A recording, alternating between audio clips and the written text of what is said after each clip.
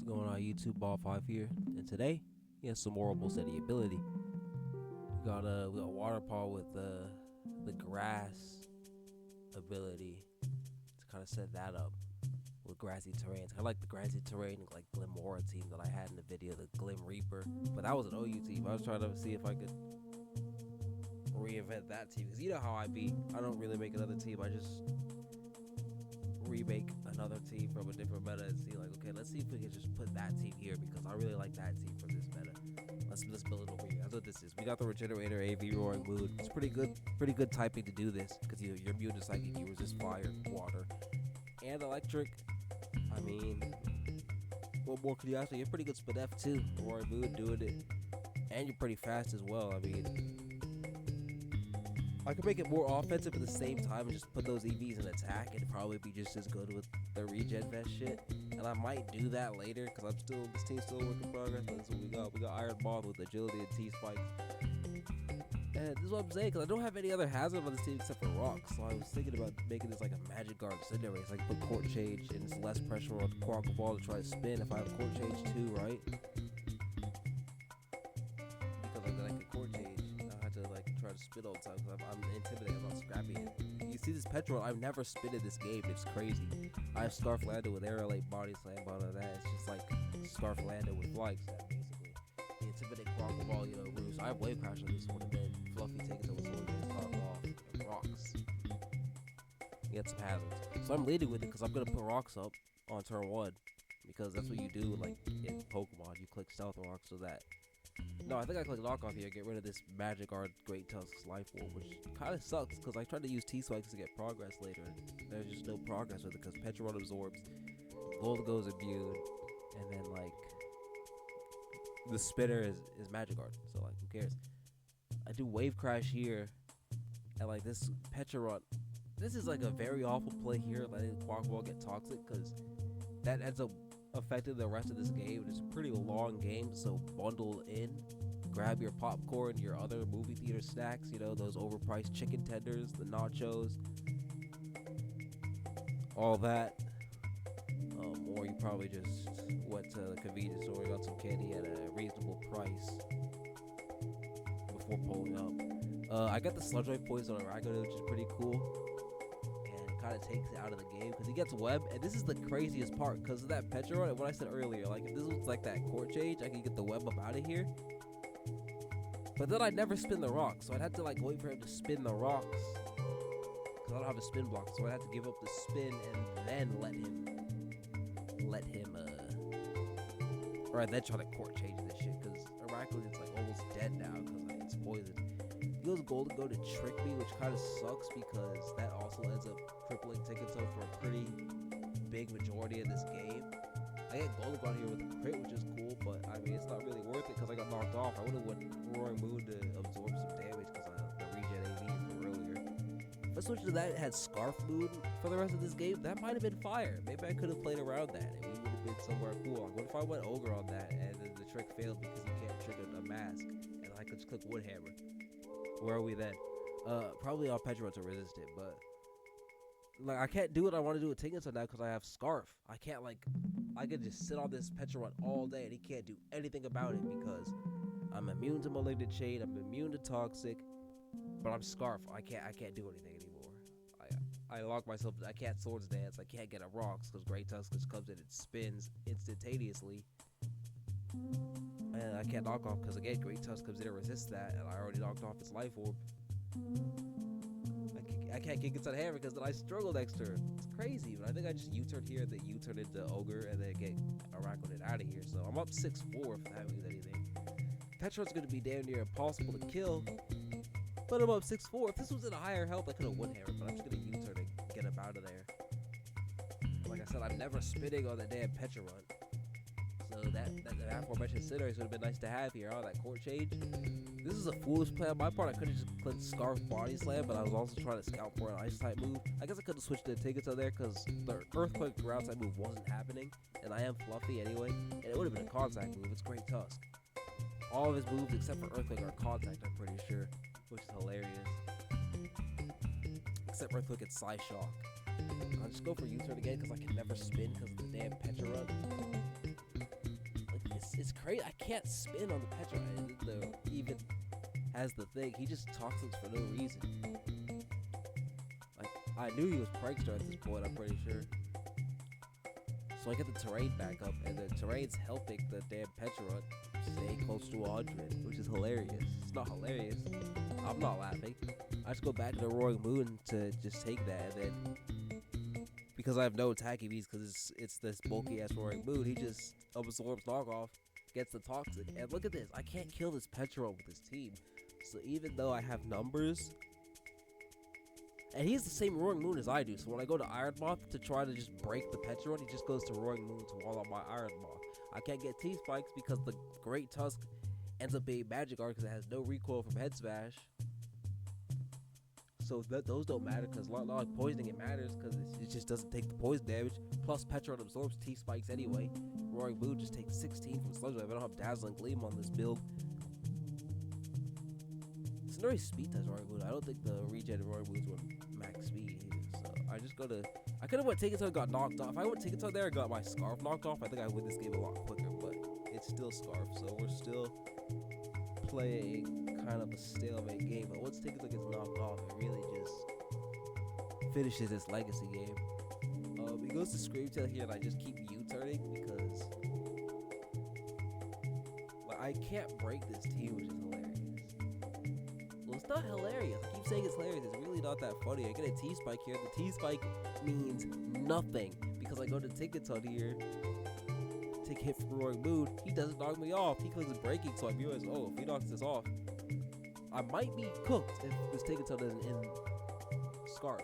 But guess what? I can't spin block. So I go to Lando and I do what I should have done like 11 turns ago and just body slam and do a bunch of damage to the Great Tusk. I should have done that like a long time ago because the Head Smash wasn't gonna Oko. Because it didn't even Oko an Ogre, it wasn't gonna Oko Lando. I just go to Quack of all to absorb the Head Smash now after getting knocked off. And I think I just U-turn again. Yup. Because I can't spin against this Petra run. But I can go Lando. And I'm not Scarf anymore, so I can switch up moves. I can Earthquake and just keep it low by spamming Earthquake. And he's going to recover here, obviously. So I think I just cast a rod, go fishing, and go for that little body slam para. Which is basically what I did on September 2nd, 2017. With Kyurem Substitute. I'm just going to click a -1 Earthquake, which does a pretty good chunk to Screamtail because of how offensive he is. Which means that Grassy Glide is going to kill him next turn. And I don't even have to worry about anything because if he goes to anything else, it's just chip. Well, I guess Petra would have just absorbed it, and then I would have just went to Roaring Moon or Tinkaton and would have been that same stalemate. It goes back to Roaring Moon. I go to Tinkaton to absorb a U-turn or something. And he goes for a stone. I don't know what the thing. I guess he thinks he's doubling. I want myself to Tinkaton heavier, and then he predicts me to switch because I'm going to struggle. If not, I absorb the struggle and the knockoff, and I'm not locked into anything anymore. And that means that my Tinkaton can breathe and it can win the game. So we go for Tinkaton Hammer here, and now I can just SD to +6. And he can't do anything about it. Actually, he could go to Great Tusk, but Great Tusk is low now, dog. Great Tusk is low. And it can rapid spin. Oh, I have Grassy Glide. Great Tusk can't do anything. I have Grassy Glide. It's too low. I have Grassy Glide now. So, yeah. So, Great Tusk wants to come in, but I have Grassy Glide. I still have Quaquaval. And my Iron Moth is Boots. So, if he doesn't spin, which he does here, I'm pretty sure. No, but he spins next turn because he's going to be +1 without speed things. But I'm going to try to take this out, dude. I don't even care. Like, I could have spun there. But Tinkaton wins against those two regardless because he's breaking swipe, U-turn, knock off, Stone Edge on Roaring Moon, and the Petra can't touch it either. So I just go to Ogre to get the terrain back up for 5 turns. I could have just absorbed the Toxic and U-turn, but he just goes for Malignant Chain. I could have just U-turned if I knew he was going to do that, but Tinkaton just walls the next two and just wins the game. I just SD to +6 and win. So that's going to be game 1. Yeah. Long game with this team. I could have made a few better plays could have played this better in a couple of turns to make this a shorter game, but still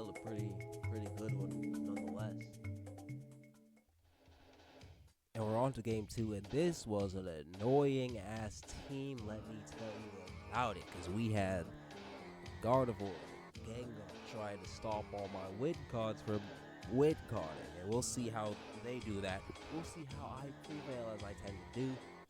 We'll see how Fortress completely walled out my Iron Moth. We'll see how Alomomola got hammered, and we'll see how Iron Hands also got hammered. We'll see. Let's see it all.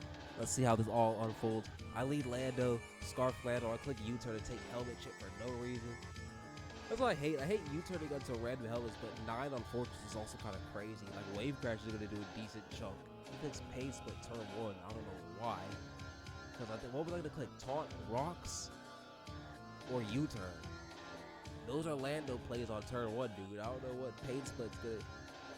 We're like, what? Am I like Weather Ball or something? I go to Iron Moth to evaporate his flip turn, which is cool. But look, he has a well-baked body Fortress, and I already know what the hell's going on by the way he just goes hard into it. Because he has no reason not to. I mean, it walls out the thing. Nothing else on his team walls Fortress the way this does. I have my Tinkaton here. I'm just going to knock off the helmet so I can play around it later.